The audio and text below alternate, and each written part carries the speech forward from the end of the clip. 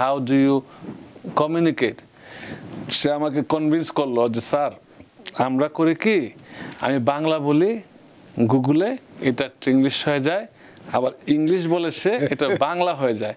তা আমি প্রথমে কেস নিতে চাই নাই, পরে দেখলাম যে তার ওয়াইফ সহ তার যে কমিউনিকেশনটা এটা কিন্তু ট্রু, এবং ফাইনালি সে গ্রিন কার্ড পেয়েছে। বর্তমান সময়ে যে কোনো বিয়েকে ইমিগ্রেশন মনে করে, এটা ইমিগ্রেশন গ্রিন কার্ডের জন্য বিয়ে হয়েছে, তারা তদন্ত করার দায়িত্ব তাদের, এবং আমাদের দায়িত্ব হচ্ছে প্রমাণ করা যে এই বিয়েটা হচ্ছে বৈধ, বিয়েটা কোনো ধরনের প্রতারণা না, এবং এই বিয়ে শুধু গ্রিন কার্ডের উদ্দেশ্য না, এই বিয়ে সারা জীবন থাকার জন্য। এই যে সামান্য জিনিসটা কংগ্রেস এখনো ফিক্স করতে পারে নাই যে একটা লোক অবৈধভাবে আসুক বা বৈধভাবে আসুক, তার যদি এস্টাবলিশ করতে পারে রেসিডেন্সি, তাকে এখনো কিন্তু গ্রিন কার্ড দেওয়া হচ্ছে না, তাকে থার্ড কান্ট্রিতে যেতেই হবে। একজন আমেরিকান নাগরিককে বিয়ে করার পরে কেন তার এই আবেদন, গ্রিন কার্ডের আবেদন রিজেক্ট করা হয়?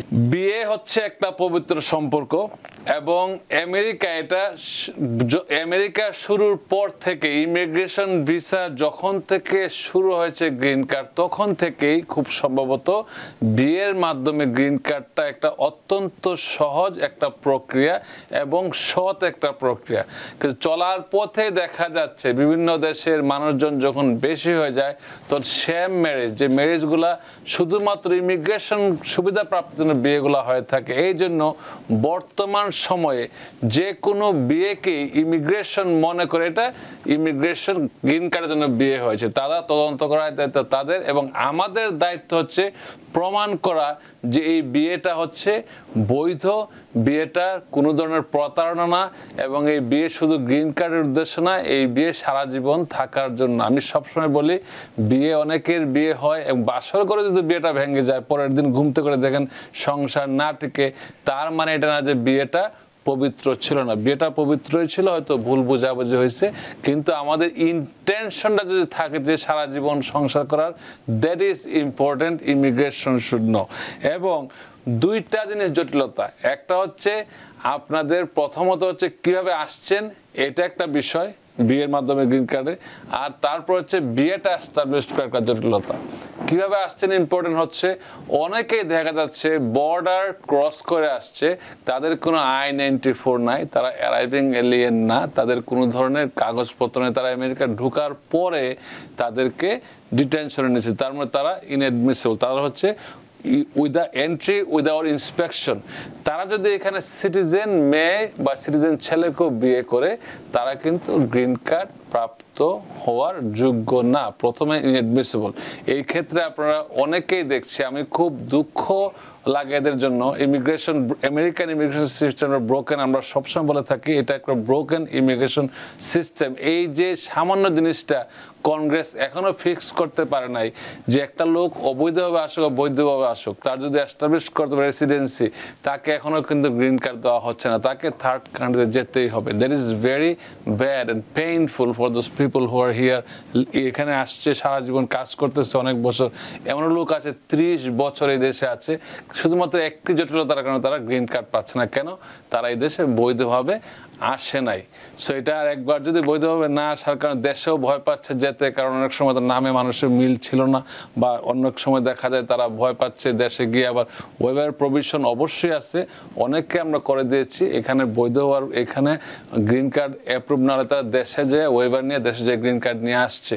কিন্তু এটা আবার অনেকে এটা ভাবতেছে যেটা হয়তো জটিল প্রক্রিয়া, তারা করতে চাচ্ছে না। এটা একটা বিষয় হলো এটা। কারো যদি ভিসা এক্সপায়ার্ড হয়ে যায়, যদি আপনি আমেরিকাতে একটা সার্টেন টাইম, আগে এগুলো ধরতো না, যে অনেকে 20 বছর ছেলে দিয়েছে এক্সপায়ার্ড ভিসা নিয়ে, তাদেরকে আমরা কেস করে দিয়েছি, গ্রিন কার্ড হয়েছে। কিন্তু এখন দেখা যায় 1 বছরের বেশি কেউ যদি ভিসা এক্সপায়ার্ড হয়ে যায় এবং অবৈধ বিদেশে থাকে, তখন তার জন্য ফাইল করার পরে আপনি জানেন ক্যালিফোর্নিয়াতে তাদেরকে অ্যারেস্ট করা হচ্ছে। সো এটা কিন্তু আইনটা আগেও ছিল, আইন নতুন করে নাই, ট্রাম্প শুধু এটা এনফোর্স করতেছে। আমি ডেমোক্রেটিক ডিস্ট্রিক্ট লিডার হয়ে বলছি, ডেমোক্রেটিক পার্টি, আজকে আমাদের প্রোগ্রাম ছিল, আমরা বলছি এটা আমাদের আমাদের সময় কেন আমরা ফিক্স করি না? ট্রাম্পকে দোষারোপ করার আগে আমরা যদি আইনগুলো আগে ফিক্স করতে পারতাম, তখন তো ট্রাম্প এইটার কাজে লাগাইতে পারতো না। এই আইনটা আইনের জায়গায় রয়ে গেছে যে সেই কাজে লাগাচ্ছে। সো এই কথাগুলো আমি যখন ফোরামে যে আজকে 3 জন কংগ্রেসম্যান ওমেন ছিল এবং সবাই ল মেকার্স ছিল, অনেকে স্টেট এবং ফেডারেলের, তাদের সাথে এই কথাগুলাই বলি আমরা যে দুঃখ কিন্তু অনেকে বুঝে না। তো অনেক অ্যাসেম্বলিম্যান দেখবেন, state senator, US senator, congressman, তারা কিন্তু কাছে থেকে সমস্যাগুলো তারা দেখে না, বুঝো না।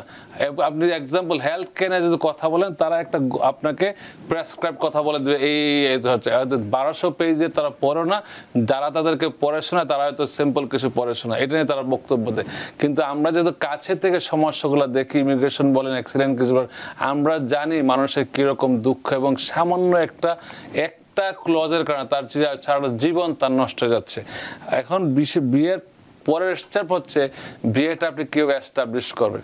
দেখা গেল একজনের স্বামী স্ত্রীর বয়সের দারুণ বিশাল বিভেদ, বর্ণ বৈষম্য, আপনাদের একই গোত্রের না লোক, ভাষাগত সমস্যা, আপনি ভাষা, আপনার স্পাউস মানে হাজব্যান্ড ওয়াইফ ইংলিশ বলে, আপনি তো বাংলা ছাড়া আর কিছু বলতেই পারেন না, আপনার স্পাউস স্প্যানিশ বলে, আপনি বলেন শুধু বাংলা। এইরকমভাবে দেখা গেল যে আপনি থাকেন এক স্টেটে, ওয়াইফ থাকে অন্য স্টেটে, কোনো ধরনের যোগাযোগ কম, এবং আপনাদের দেখা গেল যে বয়সের পার্থক্য তো বললাম, ভাষাগত পার্থক্য এবং সামাজিক অবস্থানের পার্থক্য। ধরেন একজন ডাক্তার যদি একটা আপনার ডান কিনারের লোককে বিয়ে করে, কেমন লাগে জিনিসটা, তো না? সো যে এই জিনিসগুলো হচ্ছে বোঝার বিষয়, এবং এগুলো ওভারকাম করা খুবই সম্ভব। এবং আরো মানুষ ভুল করে কি, অনেকে আপনারা বুঝতে হবে, যখন আপনারা ইন্টারভিউতে যান অনেকের ইন্টারপ্রিটার প্রয়োজন হয়। যদি একজনের ভাষা ইংলিশ হয় আর একজনের ভাষা যদি স্প্যানিশ অথবা বাংলা বা উর্দু বা হিন্দি হয়, সেই ভাষা লোকটা যদি ইন্টারপ্রিটার নিয়ে যায়, তখন প্রশ্ন দাঁড়ায়, তোমার এখানে ইন্টারপ্রিটার প্রয়োজন, তো তুমি হাজব্যান্ড ওয়াইফের সাথে কিভাবে তুমি কথা বলো? এই সমস্যাগুলো কিন্তু আমি ওভারকাম করেছি। আমার ক্লায়েন্ট আছে, শুধু একটা কথাই বলতো ফোন করলে, হানি হাউ ইজ বেবি। তো আমি প্রশ্ন করলাম যে আপনারা, আমি যাচাই করি যে আপনারা যে এই কথাগুলো বলছেন, হাউ ডু ইউ কমিউনিকেট। সে আমাকে কনভিন্স করলো যে স্যার আমরা করি কি, আমি বাংলা বলি গুগলে, এটা ইংলিশ হয়ে যায়, আবার ইংলিশ বলে সে এটা বাংলা হয়ে যায়। তা আমি প্রথমে কেস নিতে চাই নাই, পরে দেখলাম যে তার ওয়াইফ সহ তার যে কমিউনিকেশনটা, এটা কিন্তু ট্রু, এবং ফাইনালি সে গ্রিন কার্ড পেয়েছে। সো এই জিনিসগুলো আপনি যদি বুঝাইতে সক্ষম হন, দেন আমরা যদি বিশ্বাস করি, ইমিগ্রেশনে বিশ্বাস করি। আমি কোনো কেসই আমি নিজে যাচাই বাছাই না করে নেই না। সো এই ক্ষেত্রে আপনারা যেটা বলছিলাম, যদি ইন্টারপ্রিটার নেন, তখন তারা বলতে পারে তুমি ঘরে তুমি কিভাবে কথা বলো, তোমার তো স্পাউস শুধুমাত্র ইংলিশ, তুমি শুধু বাংলা বা তুমি শুধু উর্দু হিন্দি বলো, এগুলো একটা রেড ফ্ল্যাগ। এবং যদি শেয়ার ডকুমেন্ট না থাকে, দেখা গেল আপনারা একসাথে থাকেনই না, একজন থাকে নিউ ইয়র্ক, একজন থাকে মিনেসোটা, তো দেখা গেলো যে আপনারা মাঝে মাঝে দেখা হয় এবং পার্মানেন্ট হওয়ার কোনো ইচ্ছাই নাই যে আমি এখানে কাজ করি, আমি কাজ ছাড়তে পারবো না, সেখানে থাকে সেখান থেকে যেতে পারবে না। যদি পার্মানেন্টের ইচ্ছাই না থাকে, তখন মনে হবে যে আপনারা এটা বিয়েটা করেছেন শুধুমাত্র গ্রিন কার্ড প্রাপ্তির জন্য। এই বিষয়গুলা মনে রাখতে হবে। আবার আরেকটা জিনিস মনে রাখতে হবে, যখন আপনারা ইন্টারপ্রিটার নেবেন, অনেকে মনে করে যে আমার সাথে ইন্টারপ্রিটার যাবে, অ্যাটর্নির প্রয়োজন নাই। অ্যাটর্নি যাবে আপনার রাইটস প্রোটেক্ট করার জন্য, আবার ইন্টারপ্রিটার যাবে ভাষাগত আপনাকে সাহায্য করার জন্য। অনেকে দেখা যায় ইন্টারপ্রিটার হয়ে যাচ্ছে, সে একটা ভাব সে মনে লয়ার। ইন্টারপ্রিটার কিন্তু লয়ার ইন্টারপ্রিটার এক না, আপনার সাথে যাওয়া মানে সে কিন্তু লয়ার না। আমরা যখন যাই অ্যাটর্নি হিসেবে যাই, সাথে একজন ইন্টারপ্রিটার যায় অনেক সময়, যারা অনলাইনে। এখন আর কিন্তু একটা জানার বিষয় আপনাদের, এখন কিন্তু আগে আমরা ইন্টারপ্রিটার ইয়ার থেকে অক্টোবর পর্যন্ত ইমিগ্রেশনে ইন্টারপ্রিটার প্রোভাইড করতো ফোনে অথবা ইন পার্সন। এখন আর ইমিগ্রেশনে বিয়ের কেস বলেন, সিটিজেনশিপ কেস বলেন, ইন্টারপ্রিটার আর প্রোভাইড করবে না। আপনাদের ইন্টারপ্রিটার আপনার সাথে করে নিয়ে যাবেন, এটা বলাই থাকে, এবং না হলে ইন্টারভিউ রিস্কেজুল হবে। Very very important to know. আমরা একটা যদি ইন্টারভিউ রিস্কেজুল হয়, অনেক দিন মাস পিছিয়ে যেতে পারে। সো আপনারা জানা থাকা ভালো। অনেকেই বলতে পারে যে ইন্টারপ্রিটার তারা প্রোভাইড করে, এখন আমাদের অক্টোবর মাসের পর থেকে তারা ইন্টারপ্রিটার প্রোভাইড করছে না, স্পেশালি নিউ ইয়র্কে।